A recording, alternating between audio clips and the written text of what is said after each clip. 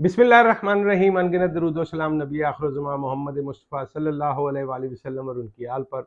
Power corridor series की नई video के साथ शहजाद अनवर फारूकी एक मरतबा फिर आपकी खिदमत में हाजिर। और आज बिलाखिर एक बहुत अहम कामयाबी जो है वो तहरीक इंसाफ को हासिल हुई और पीडीएम को मुंह की खाना पड़ी है। और पीडीएम की वो जो हिकमत अमली है जिसके ज़रिए वो तहरीक इंसाफ का सामना करने से भाग रहे हैं, उसमें एक बहुत बड़ा डेंट पड़ा है। तफसील हम इसकी आपके सामने रखते हैं, लेकिन उससे पहले फिर वही पुरानी गुजारिश कि अगर आपने आपने अभी तक इस चैनल को सब्सक्राइब नहीं किया तो सब्सक्राइब कीजिए और वीडियो पसंद आए तो लाइक और शेयर भी कीजिए। ख़वातीन और हज़रात, मामला ये है कि पाकिस्तान तहरीक इंसाफ अवामी मकबूलियत के इंतहा पर है और इस वजह से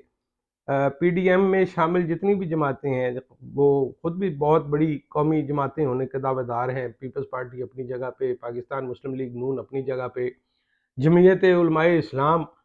वो भी देखिए वो बहरहाल इस जो 13 जमाती इत्तेहाद है इसके सरबराह हैं, तो उनको भी बहुत ज़ोम है कि उनकी मकबूलियत है। लेकिन अभी सूरत हाल ये है कि ये तमाम लोग जो हैं वो इंतखाबात में सामना करने से घबरा रहे हैं पाकिस्तान तहरीक इंसाफ का। वजह उसकी यही है कि अगर वो आमने सामने आएंगे और कोई इलेक्शन होगा तो ऐसी सूरत में उनको उसका जवाब देना पड़ेगा कि उनकी मकबूलियत इतनी कम क्यों हो रही है, या वो जिस अवामी मैंडेट के बलबूते पर हुकूमत चलाने का दावा करते हैं वो दावा किस हद तक दुरुस्त है। इस्लामाबाद में आपको मालूम है कि बल्दियाती इंतखाबात के हवाले से एक मामला ज़ेर गौर था। उसमें इलेक्शन कमीशन ऑफ पाकिस्तान जो है उसने इब्तदाई तौर पर इसमें एक फ़ैसला लिया और वो बल्दियाती इंतखाबात न करने के हुकूमती फ़ैसले के, वफाकी हुकूमत के फ़ैसले के साथ चले गए। हालांकि इससे पहले भी चीफ इलेक्शन कमिश्नर की जानिब से, उनके इदारे की जानिब से सुप्रीम कोर्ट ऑफ पाकिस्तान में भी ये बताया गया कि वो जनरल इलेक्शंस के लिए अभी तैयार नहीं है। अब वो बल्दियाती इंतखाबात के लिए भी तैयार नहीं है और इसके लिए वो टाइम मांग रहे हैं। और उनका ख्याल ये है कि उन्हें इस हवाले से भी कोई रिलीफ मिल जाएगा अदालत की तरफ से। आइनी तौर पर इलेक्शन कमीशन का इदारा जो है वो बनाया ही इस पर्पज़ के लिए गया है कि आइन के तहत 90 दिन के अंदर अंदर नए इंतखाबात हर किसी सूरत में आपने लाजमी करवाने हैं। हाँ, उसमें नागहानी आफत आ जाए तो उस सूरत में भी वहाँ पे कोई इस्तिस्ना नहीं है। आपको अदालत से या किसी आने वाली असम्बली से उसके लिए आपको उसको वैलिडेट कराना पड़ेगा अगर आप इंतखाबात की तारीख को आगे पीछे करते हैं। तो बल्दियाती इंतखाबात इस्लामाबाद का मामला बहुत सेंसिटिव था, चूँकि पीडीएम की जमातें और मुस्लिम लीग नून बिलखसूस चूँकि वो वफाक में उसकी सरबराही में ये हुकूमत चलाई जा रही है, तो उनका ख्याल ये है कि अगर वो इस्लामाबाद में इलेक्शन हार गए तो उनके पास तो रकबा ही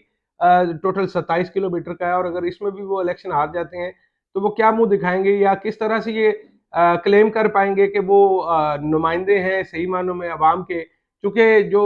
चारों सूबे और विभाग की इकाइयाँ हैं, मेरा मतलब पंजाब, सिंध, खैबर पख्तूनख्वा, बलूचिस्तान, गिलगित बल्तिस्तान और आज़ाद जम्मू और कश्मीर, इनमें कहीं भी मुस्लिम लीग नून जो है वो हुकूमत में नहीं है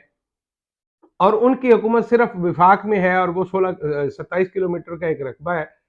और अगर उसके अंदर इलेक्शन होते हैं 101 यूनियन काउंसिल्स में और उसमें भी उनको अगर मुंह की खानी पड़ती है तो इसका मतलब ये है कि मामलात बहुत ख़राब है। और वो लोग जिन्होंने ये फैसला किया था कि वो हुकूमत तब्दील करके अवामी मसाइल को हल करने के नाम पर कोई नया सेटअप लाएंगे और उसको चलाएंगे, और आवाम की बेजारी अगर सामने रिकॉर्ड पर आती है तो फिर किसी के लिए भी उसको झुटलाना नामुमकिन होगा।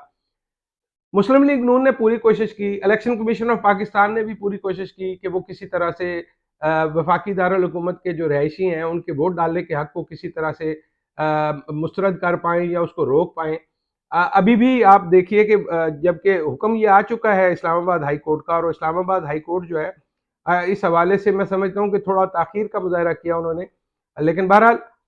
टाइमिंग जो है वो 1 दिन पहले आई और अब वो उनका कहना ये है कि इतने शॉर्ट वक़्त में तो हम इंतखाबात नहीं करवा सकते। प्रिजाइडिंग अफ़सर जो हैं वो पता नहीं किधर के किधर निकल गए हैं, सामान नहीं पहुँचाया जा सकता, 100 हीले 100 बहाने हैं। तो अब बज़ाहिर तो सूरत-ए-हाल यही है कि कल इलेक्शन नहीं हो रहे और ये एक तरह से अदालती हुक्म की खिलाफ वर्जी होगी जो भी कल की सूरत-ए-हाल होगी। लेकिन वफाकी हुकूमत ये कह रही है कि इलेक्शन कमीशन ऑफ पाकिस्तान खुद से